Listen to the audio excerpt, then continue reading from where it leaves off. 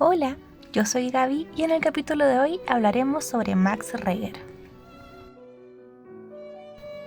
Johann Baptist Joseph Maximilian Reger nació el 19 de marzo de 1873, un poco después que Tchaikovsky y un poco antes de la creación de la ampolleta. Nació en Brandt, en Baviera, un estado federal de Alemania. Max Reger fue un director de orquesta, compositor, profesor, pianista y también organista, siendo esta última una de sus primeras pasiones como también una de las últimas, que junto con la composición fueron sus roles más destacados.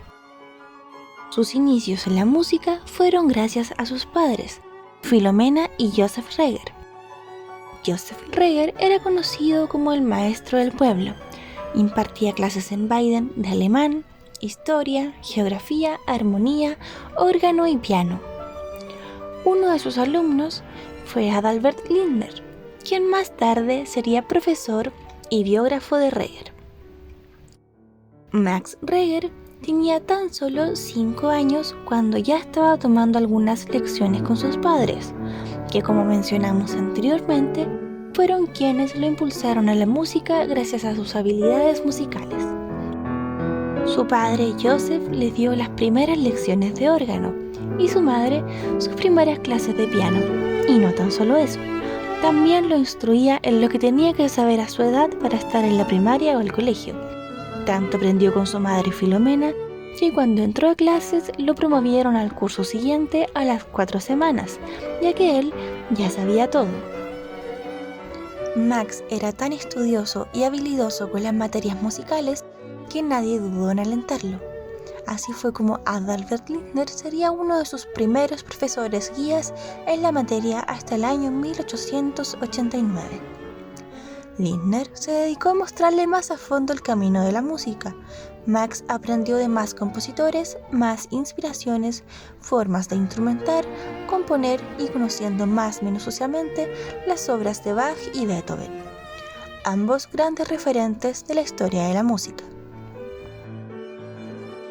En 1890, a los 17 años, Max Reger se dedicó arduamente al autoaprendizaje y se preparó en base a los estudios de Hugo Riemann, un musicólogo, director, compositor, escritor y pedagogo alemán que tenía una reputación mundial por sus escritos sobre teoría y temas musicales.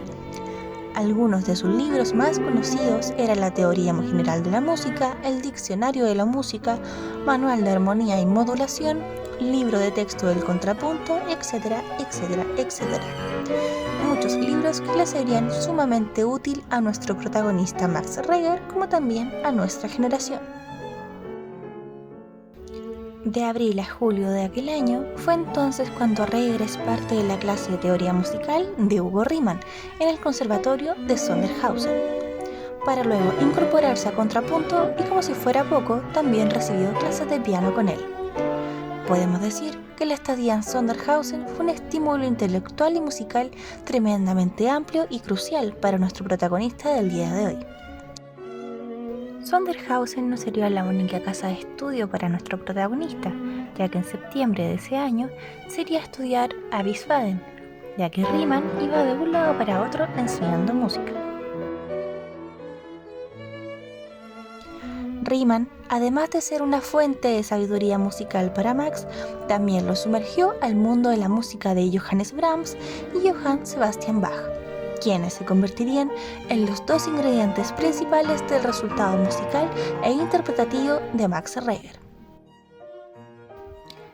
Max realiza unos primeros ensayos de música sinfónica, que son sus 2 movimientos sinfónicos, escritos en 1889 y 1890, a los que no otorga número de opus por considerarlos como obras de estudio. Su primera obra numerada es la Sonata para violín número 1 en re menor opus 1, escrita en 1890 especialmente para su profesor Hugo Riemann. Esta sonata fue de tal gusto para su maestro que por sus avanzadas aptitudes musicales lo recomendó para hacer clases de teoría y piano en el mismo conservatorio donde Reger estaba estudiando. Esto le iba a permitir a Max ganar un poco de dinero con el que él podría pagar sus estudios y ayudar a sus padres económicamente tras la deuda que tenían por comprar un piano. Max Reger escribió muchos Lieder. Se podría decir que esto era una característica de él. Sin embargo, nunca escribió una ópera. Podríamos plantearlo como un extremo respeto a Wagner. Hay palabras del mismo Reger que dicen: cuando escuché Parsifal por primera vez, cuando tenía 15 años, lloré durante 2 semanas y luego me convertí en músico. Parsifal es un festival escénico sacro de Richard Wagner. Pero sus maestros, Adalbert Lindner y Hugo Riemann, acorralaron rápidamente el entusiasmo inicial de Reger por Wagner, diciendo que este tipo de obras serían un veneno para él. Que estudie Bach y Beethoven hasta que sea capaz de escribir de manera decente y coherente. Los estudió, claramente, pero la influencia de Wagner es totalmente evidente en el lenguaje armónico altamente cromático de Reger. Aunque de todas formas obedeció a sus mentores y abandonó en cierta manera la obsesión por Wagner, dirigió su atención a Johannes Brahms, a quien Reger lo identificaba como uno de los hitos de nuestra música. Incluso Max envió una de sus primeras obras al viejo maestro y él respondió expresando su interés en las composiciones del joven. En octubre de 1896 entró al servicio militar. Fue entonces cuando comenzó a fumar y a beber de una forma desmedida, enfermándolo poco a poco.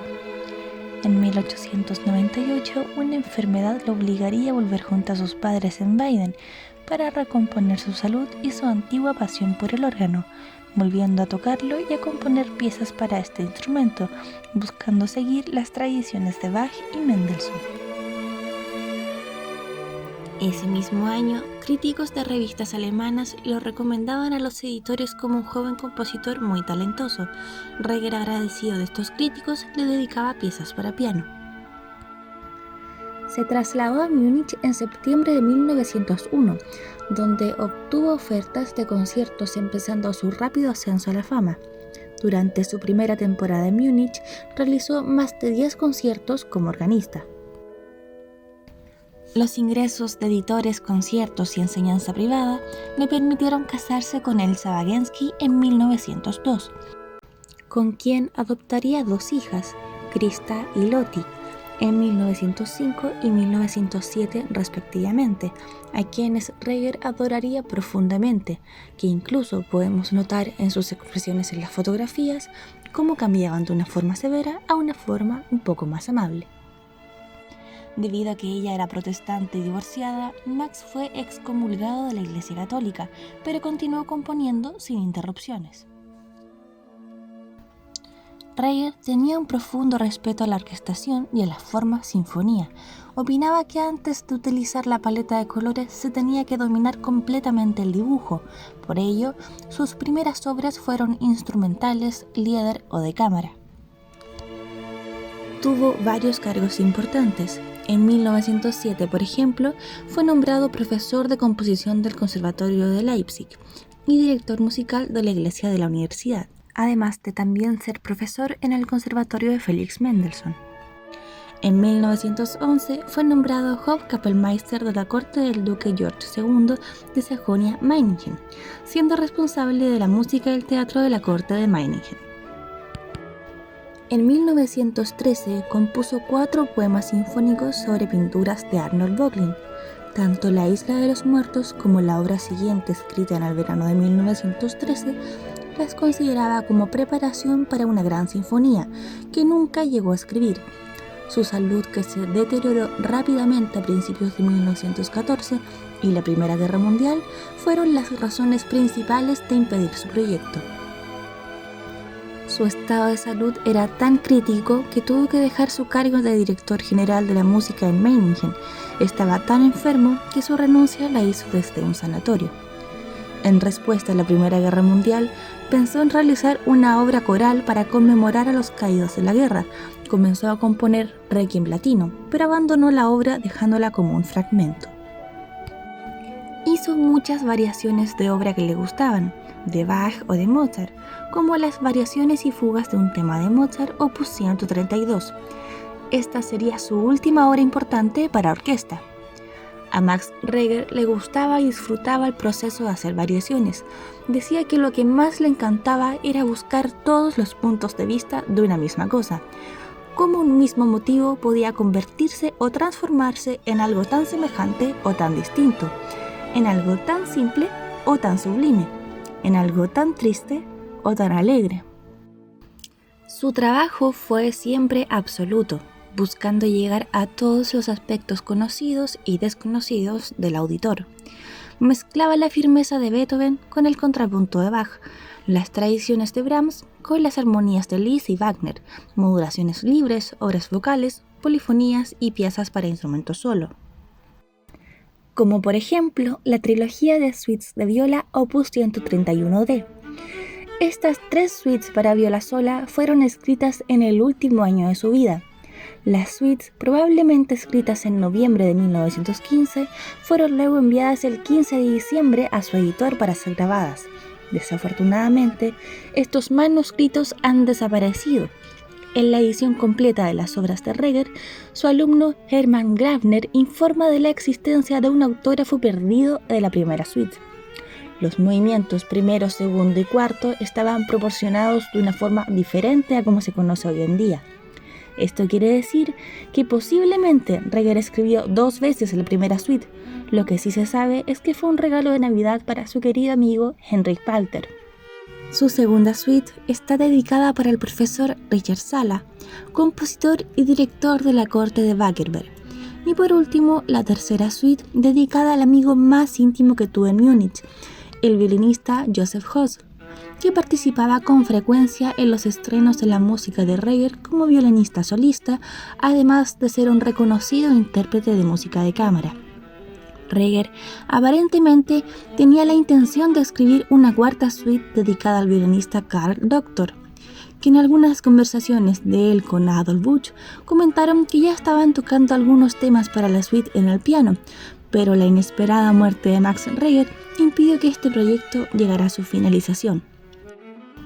Las suites para viola fueron una de sus últimas creaciones, dejándonos una inmensa gama de música de todo tipo, de todos los géneros y de todos los gustos. Max Reger fue y será un gran referente en la historia de la música por su versatilidad, su intelecto y su maravillosa genialidad al escribir innumerables obras musicales. Yo soy Gabriela Altamirano y esto es ¿Y tú? ¿Lo conocías?